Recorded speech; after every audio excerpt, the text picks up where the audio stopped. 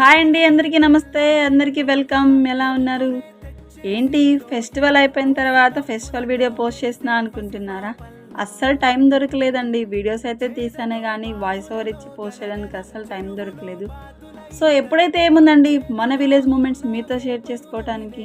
మీ ఊర్లో భోగి ఎలా అయింది? మీరెలా సెలబ్రేట్ చేసుకున్నారు? మీ భోగి మెమరీస్ ఎలా ఉన్నాయి? ఒక చిన్న విషయం కామెంట్‌లో చెప్పండి. ఆ రోజు భోగి కదండీ! పొద్దున్నే లేచేస్తాము. మన ఆంధ్ర వాళ్ళకి బిగ్గెస్ట్ ఫెస్టివల్. ఎప్పుడెప్పుడు పొద్దునవుతుందా? ఆ మంట ఎప్పుడెప్పుడు వేయాలా అని ఎదురు చూస్తుంటారు.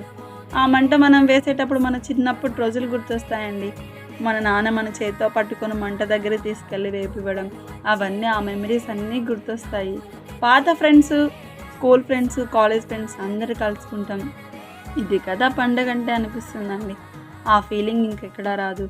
పొద్దున్నే లేసి భోగి మంట వెలుగుతుంటుంది. చుట్టుపక్కల వాళ్ళ ఇంటి నుంచి కూడా మంటలొస్తూ ఉంటాయి. మన అమ్మమ్మ వాళ్ళు చెప్పిన మాటలు, మన ఇంట్లో వాళ్ళు పక్క వాళ్ళతో మాట్లాడుతూ, మనం కూడా డిస్కస్ చేసుకుంటూ భోగి మంట వేసుకోవడం చాలా ఆనందంగా అనిపిస్తుంది.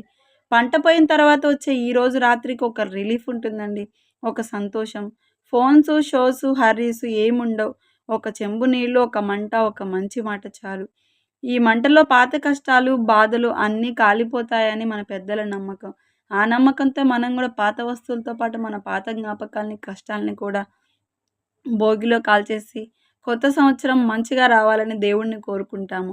భోగంటే హంగామా కాదు, ఊరి మనుషుల జీవితం, మనసుకి దగ్గర పండగ ఇది. ఇంకా విలేజెస్‌కి చెప్పక్కర్లేదు గదండీ! ఇంక అయిపోగానే ఇంకా ఆ ముగ్గులు అవన్నీ వేస్తాము. ఆ దోమల ఎక్స్‌పీరియన్స్ మీకు తెలిసే ఉంటుంది.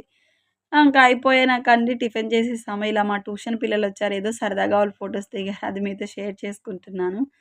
ఇంకేముందండి ఇక టిఫిన్ చేసాం, తిన్నాం. పండగంటే పని. బాయ్.